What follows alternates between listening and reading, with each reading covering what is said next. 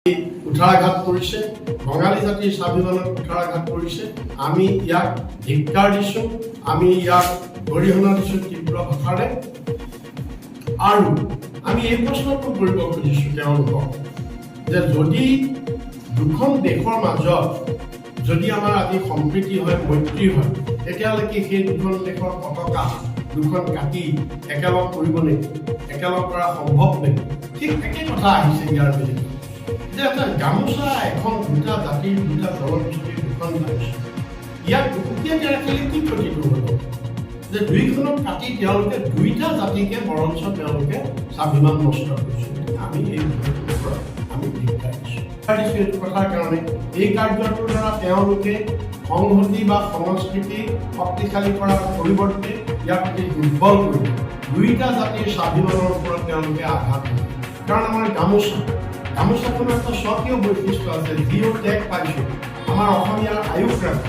এই গামোচাখনক এতিয়া কাটি দিছে, এইখনক কাটি বিকৃত কৰিছে, তাৰমানে গোটেই অসমীয়া জাতিৰ স্বাভিমানৰ ঠিক একেদৰে বেংগলীসকলৰো তেওঁলোকৰো স্বাভিমান আছে। তেওঁলোকৰ সেইখন গামোচা যেতিয়া কাটি আনি তাক বিকৃত কৰিছে, তে বেংগলী জাতিকো বেংগলী সংস্কৃতিকো তেওঁলোকে অপমান কৰিছে। যদি তেওঁলোকে ইমানেই সংহতি প্ৰকাশ কৰিব বিচাৰিছিল, কিয় তেওঁলোকে অসমীয়াৰ পূৰ্ণাংগ গামোচা, বেংগলীৰ পূৰ্ণাংগ গামোচা উত্তৰ জিআই টেগ পোৱাৰ পিছত গামোচাখন বিকৃতকৰণ কোনেও কৰিব নোৱাৰে। যদি কোনোবাই বিকৃতকৰণ কৰিছে, ইয়াৰ বিৰুদ্ধে থানাত গোচৰ পৰ্যন্ত তেওঁলোকৰ বিৰুদ্ধে গোচৰ পৰ্যন্ত দিব পৰা যাব। কাৰণ যিখন চৰকাৰে জিআই টেগ পোৱাৰ পিছত পাৱৰলুঙৰ গামোচা বন্ধ কৰিবৰ কাৰণে কৈছে, সেইখন চৰকাৰৰ মন্ত্ৰীয়ে সেইখন গামোচা তেওঁলোকে অসমীয়া বঙালী দুইখন বস্ত্ৰ মিলাই যি গামোচা বিকৃত গামোচা তৈয়াৰ কৰিছে, সেইখন তেওঁলোকে কিয় কান্দন কৰিছে?